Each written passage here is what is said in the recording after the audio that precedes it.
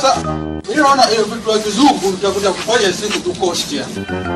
Maana hizi kupyo inakuwa automatically nata. Mimi mwenyewe nafungua mlango wa choo tu na tena na kama ndio kujali nafunga mlango wa choo na tena siku. Kwa kama vitu vya kizungu tutakuja kutukosti. Maana wazungu tutakuja kata tonge wanatoka melody kwenye ugali. Hata vitu vya kizungu mlango wa choo automatically nata. Na hiyo choo unazungumzia ni yetu ya ndani? Choo ndani hapo nilipokwenda kukojoa. Choo hapo ndani. Ndio hata kama uone matao unapowasha unapolimisha.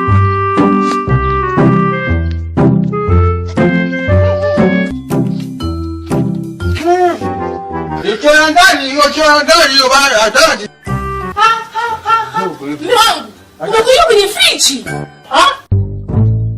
Kumbe friji. Bahati mbaya.